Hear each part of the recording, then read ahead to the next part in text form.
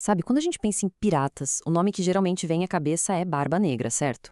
Mas, e se eu te dissesse que a pessoa mais bem-sucedida da história da pirataria, que comandou a maior frota que já existiu e ainda se aposentou com a fortuna intacta, não foi um homem, e sim uma mulher, que começou a vida como prostituta? Pois é, essa é a pergunta que a gente vai responder hoje. E olha, a resposta desafia basicamente tudo que a gente aprendeu com filmes e livros sobre a tal era de ouro da pirataria. Então, já vamos começar quebrando expectativas. Pode esquecer o Barba Negra.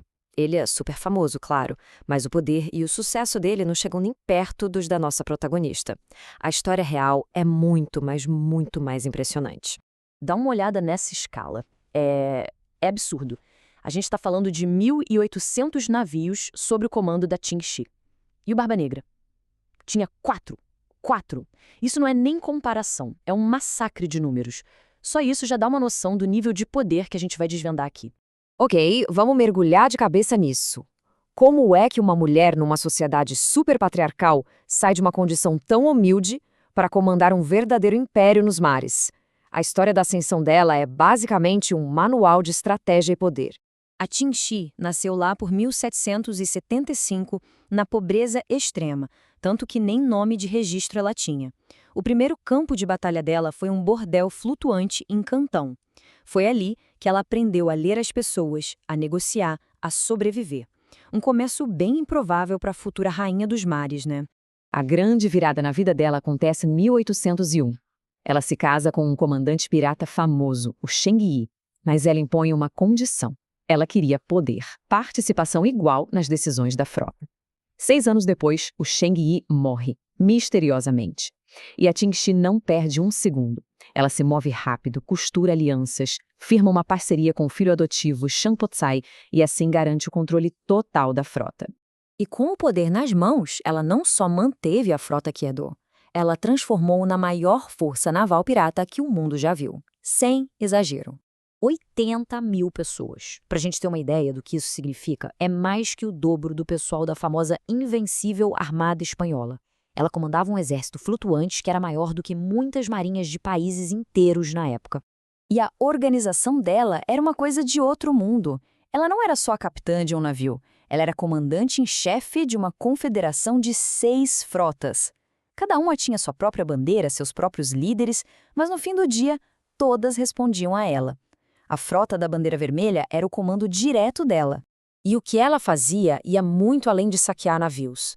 Era um modelo de negócio sofisticado. Ela criou um monopólio no comércio de sal, vendia proteção para vilarejos e navios mercantes e ainda estabeleceu pontos de cobrança de taxas. Era, na prática, um governo paralelo operando no Mar da China.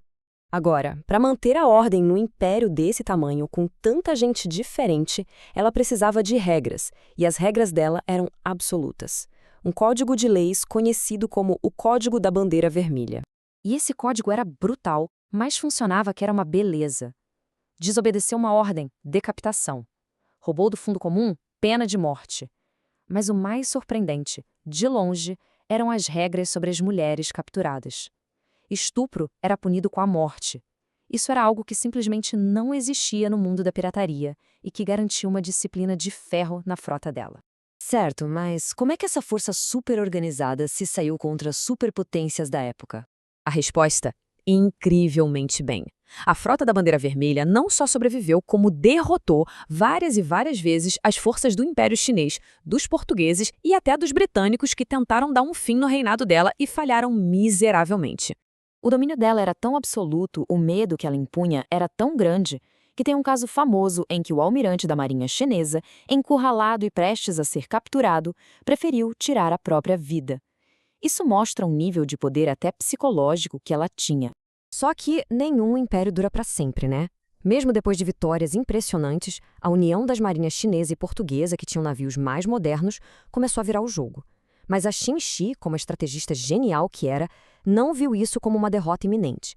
Ela viu como um momento perfeito para planejar sua saída triunfal. E é aqui que a história dela fica realmente única, lendária.